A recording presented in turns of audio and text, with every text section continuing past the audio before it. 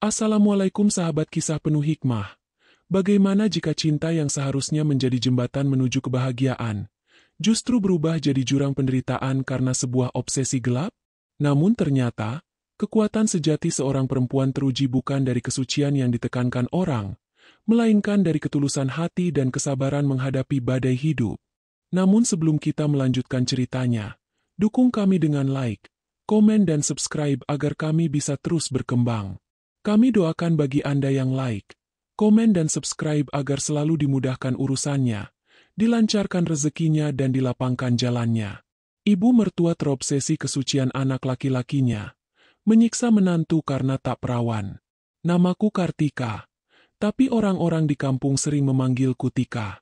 Aku lahir dan besar di sebuah desa kecil di lereng gunung, jauh dari hiruk-pikuk kota. Hidupku sederhana, tapi penuh kasih sayang dari bapak dan ibu.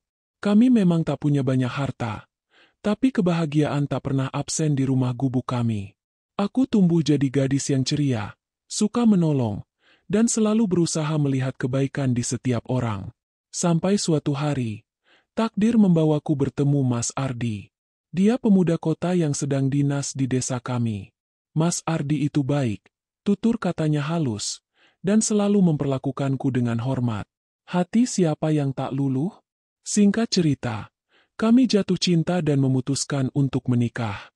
Bapak dan ibu menyetujui, meski ada sedikit kekhawatiran karena Mas Ardi berasal dari keluarga berada dan aku hanyalah gadis desa biasa. Kamu harus kuat, nak, pesan ibu. Menikah itu menyatukan dua keluarga, bukan cuma dua hati. Aku pikir, hidupku akan seperti dongeng. Menikah dengan pria baik yang kucintai, membangun keluarga impian. Tapi ternyata, dongeng itu punya sisi gelap yang tak pernah kubayangkan.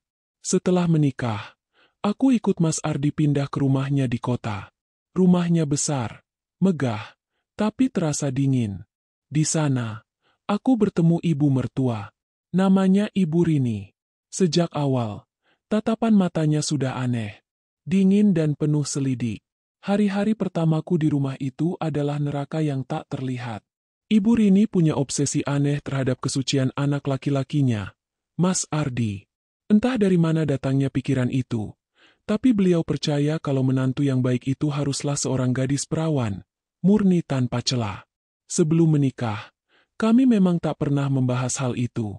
Aku jujur pada Mas Ardi tentang masa laluku, tentang bagaimana aku pernah terjatuh dalam pergaulan yang salah saat remaja, jauh sebelum aku bertemu dengannya.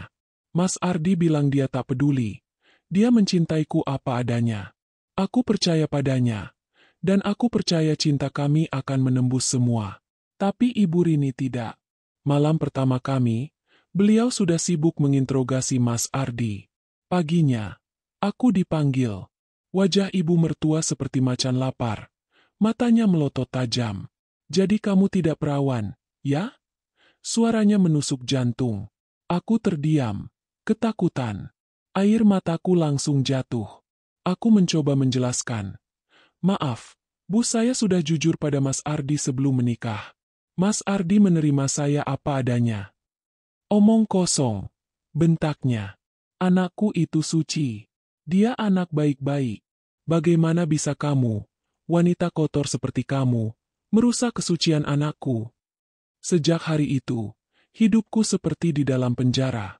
Ibu Rini tak pernah berhenti menyiksaku. Bukan siksaan fisik yang terlihat, tapi siksaan batin yang jauh lebih sakit. Setiap hari, ada saja kata-kata pedas yang meluncur dari bibirnya. Dasar wanita tak tahu malu. Kamu itu sampah. Gak pantas kamu jadi istri anakku. Bahkan, dia sering membanding-bandingkan aku dengan gadis lain yang katanya lebih baik dan suci. Mas Ardi, dia di tengah-tengah. Dia memang mencoba melindungiku, membela, tapi sepertinya dia takut pada ibunya. Setiap kali Mas Ardi membela, ibu mertua akan berpura-pura sakit, atau mengancam akan melakukan hal nekat. Mas Ardi jadi serba salah. Aku tahu dia mencintaiku, tapi dia juga tak bisa melawan ibunya. Aku merasa sendiri, kesepian di tengah rumah yang megah ini. Setiap pagi, aku bangun dengan dada sesak. Aku melakukan semua pekerjaan rumah, memasak, membersihkan, semua dengan hati-hati agar tak ada celah untuk dimarahi. Tapi tetap saja, kesalahan kecil saja bisa jadi masalah besar. Pernah aku memecahkan piring tak sengaja.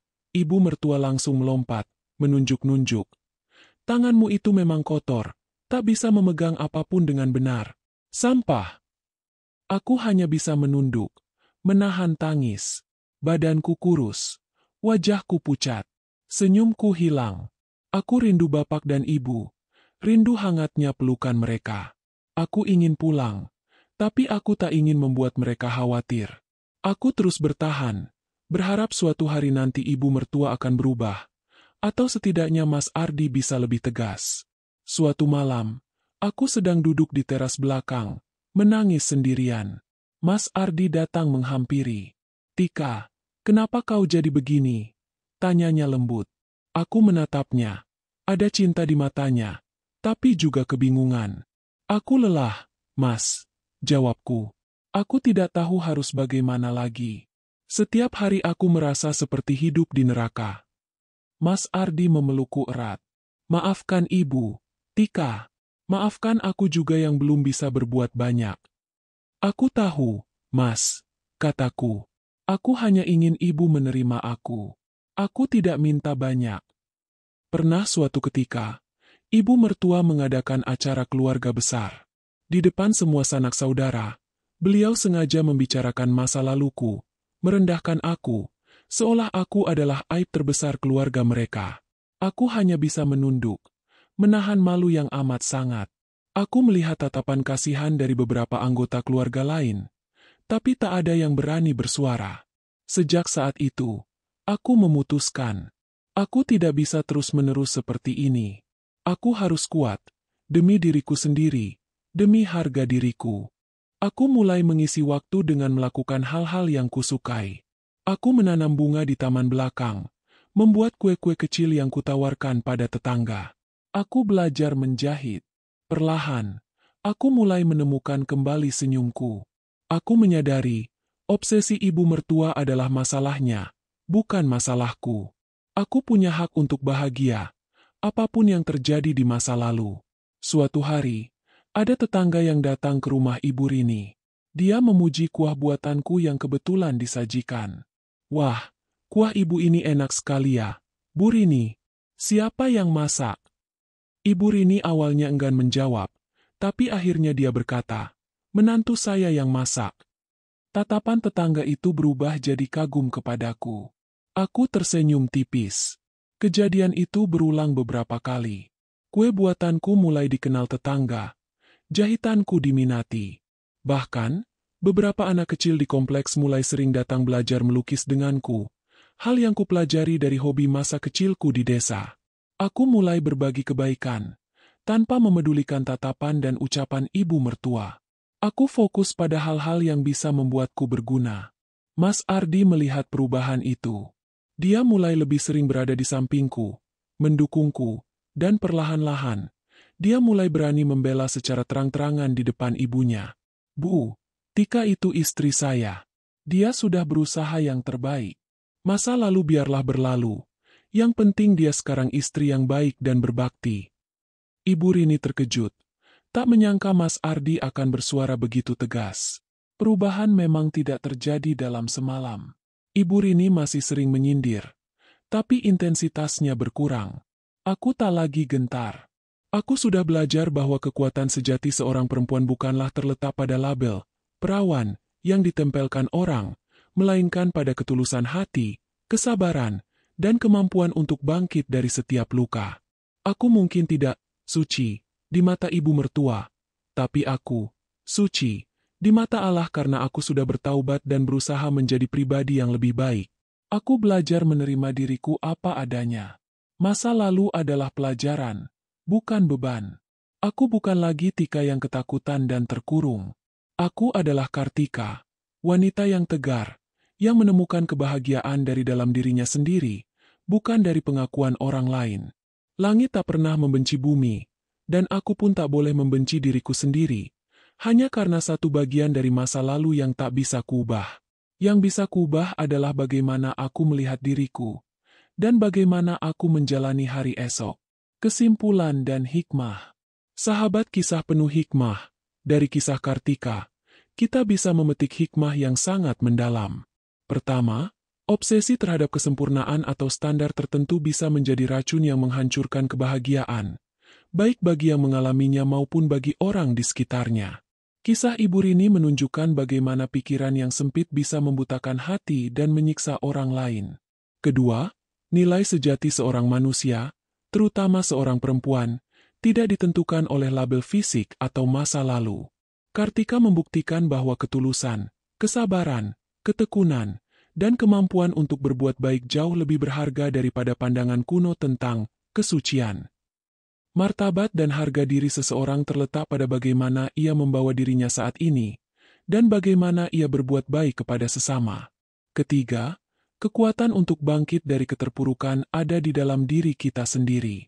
Meski disiksa secara batin, Kartika memilih untuk tidak menyerah. Dia mencari cara untuk menemukan kebahagiaan, fokus pada hal-hal positif, dan akhirnya menunjukkan bahwa dia lebih dari sekadar masa lalu yang dicela. Ini mengajarkan kita untuk selalu percaya pada diri sendiri dan tidak membiarkan perkataan negatif orang lain meruntuhkan semangat kita. Semoga kisah Kartika ini menginspirasi kita semua untuk selalu berprasangka baik, menerima sesama apa adanya, dan tidak pernah menilai orang dari masa lalu atau standar sempit yang kita miliki. Ingatlah bahwa kasih sayang dan penerimaan adalah kunci utama untuk menciptakan kedamaian dimanapun kita berada. Jika Anda terinspirasi dengan cerita ini, jangan lupa untuk like video ini, tinggalkan komen yang membangun, dan subscribe channel Kisah Penuh Hikmah agar kami bisa terus berbagi cerita-cerita penuh inspirasi lainnya. Terima kasih atas perhatiannya, dan sampai jumpa di kisah selanjutnya.